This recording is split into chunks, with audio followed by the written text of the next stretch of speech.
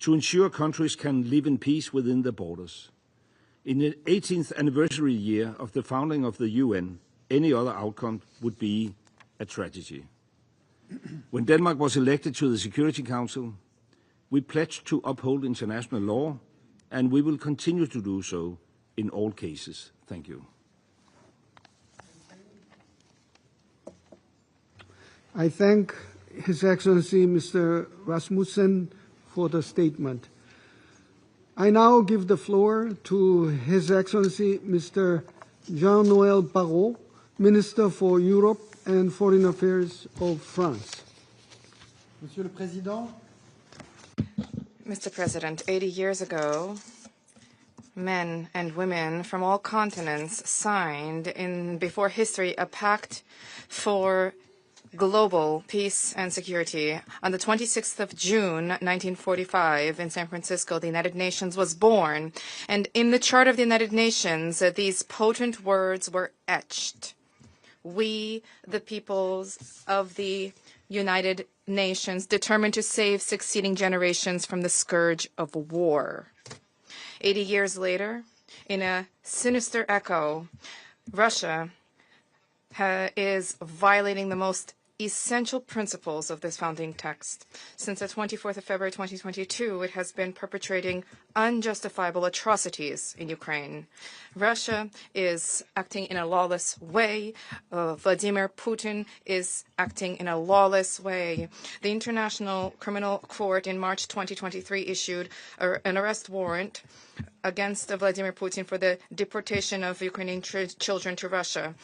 Russia was condemned by the General Assembly of the United Nations, a resolution dating March 2022, a resolution dating February 2023, the resolution dating February 2025, and not to mention the resolution dating March 2014. On 9 occasions, the General Assembly denounced the Russian invasion, called for a ceasefire, for the respect of the integrity of Ukraine, and for a just, lasting peace in accordance with the Charter of the United Nations. Despite all of these condemnations, Vladimir Putin has dug in his heels.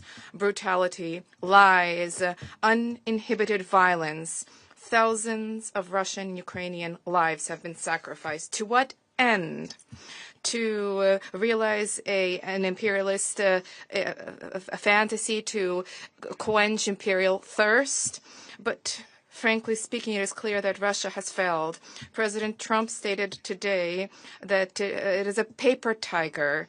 Less than 1% of Ukrainian territory has been conquered over the past 1,000 days of war. Civilian Russian economy is flailing, asphyxiated by the war economy and by sanctions, which Vladimir Putin continues to expose his own population to. And in order to mask its failure, the Kremlin has redoubled its violent and aggressive stance. To mask the failure, Vladimir Putin has rained fire on cities of Bucha, Irpin, Mariupol, Dnipro, Kharkiv, Odessa, Chernihiv, Zaporizhia, and Kherson. These are martyrized cities, heroic cities. Each night, hundreds of drones and missiles target homes, target schools, target hospitals. Russia has in flagrant breach of international humanitarian law has resulted in tremendous civilian casualties. In order to hide these failures, Vladimir Putin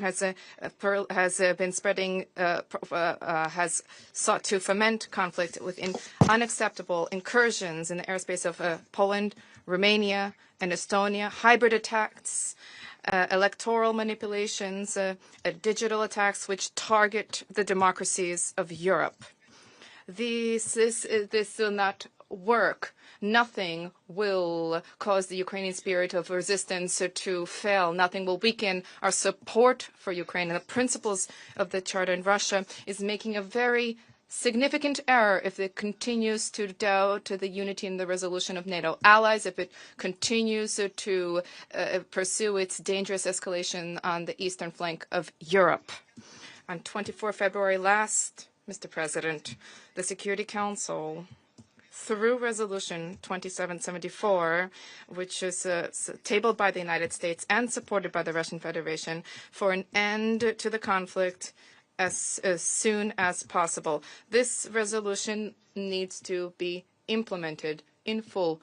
We want peace. Ukraine wants peace. Ukraine is only asking for one thing, namely respect for its right to itself determine its future, respect for the right of its people themselves, which is set out under the Charter. These are non-negotiable principles, and it is applicable to Kiev and throughout the world. This is the very principle of the existence of our nations, and it is incumbent upon us as members of the Security Council to uphold this. Mr. President, Russia is lawless. Russia is failing. Ukraine wants peace. Ukraine wants freedom. At this table, and it should have full support.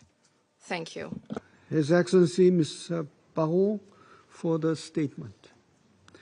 I now give the floor to Her Excellency, Ms. Yvette Cooper, MP, Secretary of State for Foreign, Commonwealth and Development Affairs of the United Kingdom. Thank you, Mr. President. Thank you to the Secretary General for his briefing, and thank you to President Zelenskyy and Minister Sibiya. The United Kingdom commends you for your leadership and your determination. Thank you too for welcoming me to Kyiv 2 weeks ago, where I saw firsthand the impact of Russia's brutal war. And I met families whose lives had been uprooted, their homes destroyed, their children's education torn apart. But as Putin cynically stalls on peace, I also saw a nation resolute in its fight. And I saw the strength and the courage of the Ukrainian people, the soldiers, civilians, the mothers and fathers, first responders, healthcare workers, who are standing up to defend their homes and their land. Russia's illegal and unprovoked war of aggression is not just a test of Ukrainian resilience and security. It is an assault on the United Nations Charter and its most foundational principles, respect for sovereignty and for territorial integrity, principles on which we all depend every day and feel acutely whenever they are threatened. And it is an assault on the UN Charter by a member of this Security Council. President Zelenskyy has made clear that he wants peace and wants this war to end, that he and Ukraine have supported a full unconditional ceasefire and reaffirmed his readiness to meet President Putin. Alongside European partners, the US and President Trump are working to support a peace process, but Putin continues to choose war. He has rejected calls for a meaningful ceasefire. He has refused even to meet President Zelenskyy in a neutral venue. And Putin's strategy includes the forced deportation, indoctrination, and militarization of children. It includes the intensifying of targets against civilians, strikes on Ukrainian cities and critical infrastructure, on families as they sleep in their beds at night. Civilian casualties have risen nearly 40%, with children killed in playgrounds, diplomatic premises and government buildings damaged, hospitals and schools destroyed. And these are not accidents of war. They are the result of a cruel strategy targeting the people and communities of Ukraine. But anyone who knows Ukrainians knows that this will never succeed, because their determination to hold on to their freedom, to protect their families, their nation, far exceeds Russia's ability to take those things away. And indeed, what we have seen is Ukraine repeatedly undermine Russia's military goals, so that despite the huge Russian mobilization attempts in the last 3 years, their overall impact on their military goals has been minimal. In this war that they started, their losses are now 20 times higher than were Soviet losses in Afghanistan. In this war that they are continuing to pursue, they are struggling to recruit. And in some areas, their stocks are so low they have resorted to using military equipment from the 1950s. What is this for? Because as Ukraine stands firm against Russia, the United Kingdom stands firm with Ukraine. We know that Ukraine's security is our security, and all of us depend on upholding the UN Charter. We know that Russia exports interference, disinformation and instability well beyond Ukraine, from cyber attacks in Moldova to the deployment of mercenaries in the Sahel. Russia's actions seek to undermine democracies, fuel conflict and spread instability far beyond Europe's borders.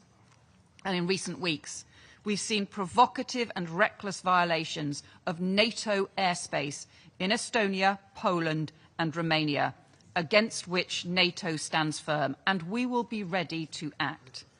So the UK will continue to stand with Ukraine, providing the support it needs to defend itself now and to rebuild in the future. Rebuilding as a strong, prosperous nation, free to make its own choices. And so I say to the representative of the Russian Federation, we will target your ailing economy, your oil and gas revenues that are paying for this war, the defence industries making your munitions and weapons, because we know for Russia the price of war is piling up and the sanctions are tightening the screws. Falling energy revenues are squeezing the state budget and oil revenues are now at a 5-year low, but we will go further, be in no doubt. And to our Ukrainian friends, I say, you have the UK's unwavering support now and for decades to come. And to this Council, I simply offer a reminder that 80 years ago, our predecessors came together as United Nations to save succeeding generations from the scourge of war.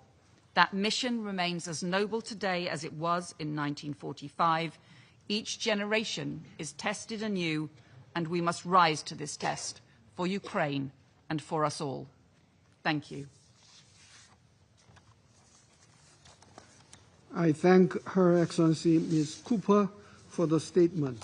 I now give the floor to His Excellency Mr. Ahmed Attaf, Minister of State, Minister of Foreign Affairs, National Community Abroad, and African Affairs of Algeria. Vous avez la parole. Shukran. Shukran. Thank you, Mr. President.